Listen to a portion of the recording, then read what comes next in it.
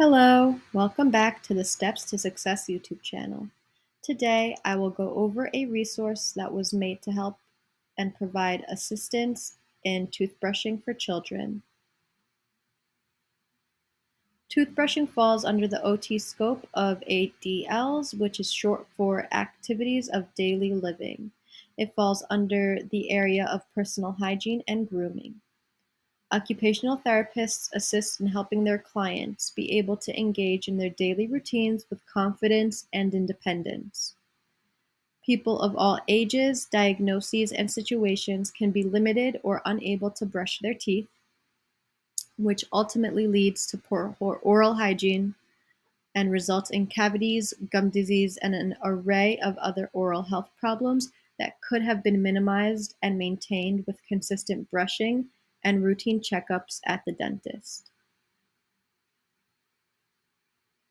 Children who are diagnosed on the autism spectrum and/or have sensory processing sensitivities will have a higher chance of avoidance and noncompliance when it comes to brushing their teeth.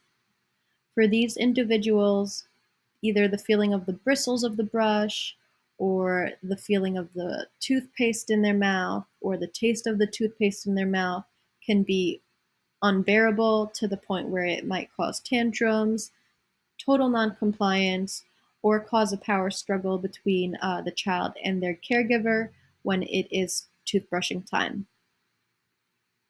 If you read through the slide, you can also find a little bit more information about studies that have been done on the topic of oral hygiene for people who do have ASD and/or sensory processing sensitivities. So overall, some of the results have concluded that only 50% of the population who exhibit these disorders are going to be brushing their teeth that standard 2 times a day. So maybe half of them will brush 2 times a day, most of them will not. And 61% of parents have reported that toothbrushing is a difficult part of their child's daily routine. And some of them even stated that they've become more lenient because it's just been such a struggle. In this slide, I will provide some general do's and don'ts for toothbrushing, starting with the do's. So do brush your teeth at least twice a day, preferably in the morning and before bedtime. Do brush your teeth for a total of 2 minutes every time you brush. Do make sure that you brush each section. So that's upper right, upper left, lower right, lower left, middle, that's on the top and the bottom, as well as the front and the back, all throughout. Do brush your tongue and use dental floss between your teeth to reduce bacteria. And do replace your brush every 3 months or after a virus or infection. Okay, now here come some of the don'ts.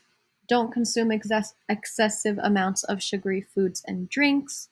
Don't brush your teeth too hard. It will cause breakdown of enamel and damage your gums.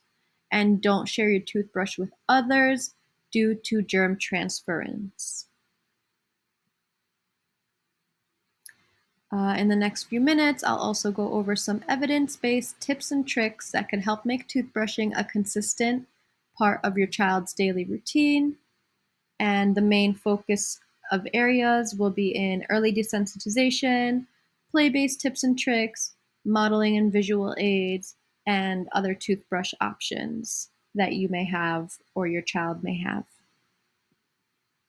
Okay, so starting with early desensitization. So early introduction is key in facilitating healthy brushing habits. Getting them used to that feeling in their mouth and their gums sooner rather than later can reduce the sensory sensitivity they may have, and they will tolerate brushing in the future at a higher rate. So 1 to 2 times a day, you could rub a silicone finger brush with soft bristles on the baby's mouth, and that will also clean from ingested milk or formula, and it will start your child off with a good habit. Before teeth, some brushing options. Like I stated before, the silicone brush with the soft bristles is finger or handheld. Um, Please be aware of choking hazard and safety risk when using these. Do not give them to baby just to play with. This is used specifically with an adult present. Once they grow up and they're able to grasp a little more, you can give them teethers, such as the right-sided picture, the banana teether, which that provides that soft silicone bristles that you get with the finger brush, but they're able to do it on their own, and it also provides them some oral stimulation for those teething, painful gums. Once your child does have teeth, and they are ready to brush their teeth more independently, there are various brushes that you can choose from.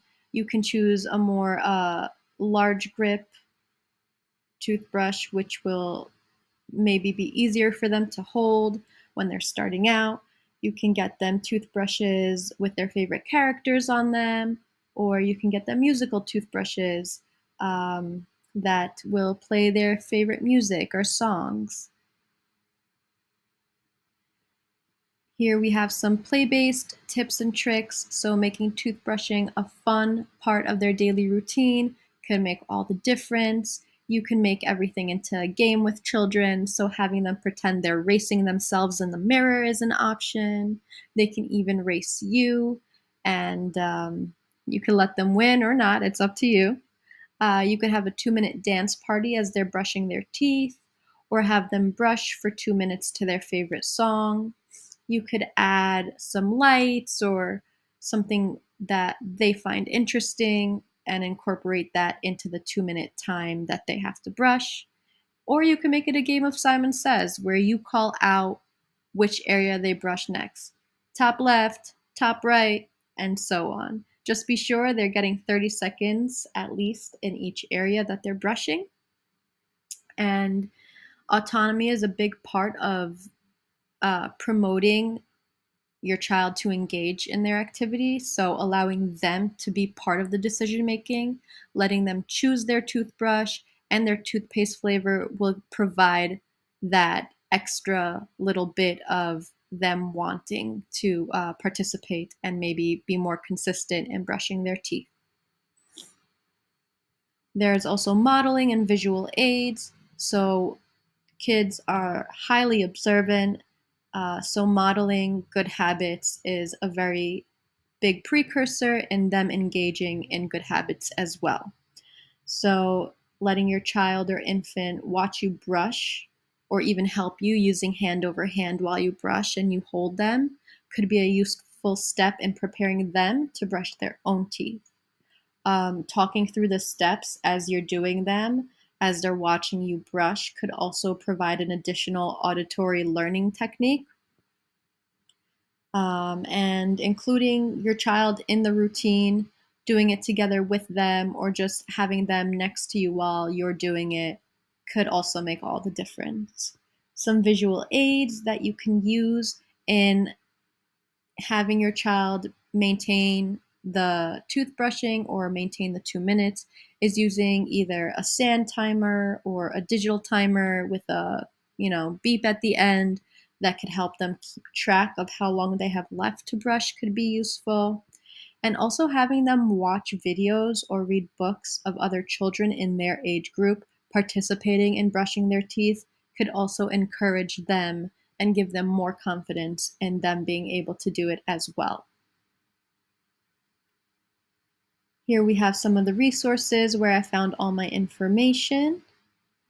Thank you so much for watching. Please like and subscribe for future content from all of us here at Steps to Success. Thank you.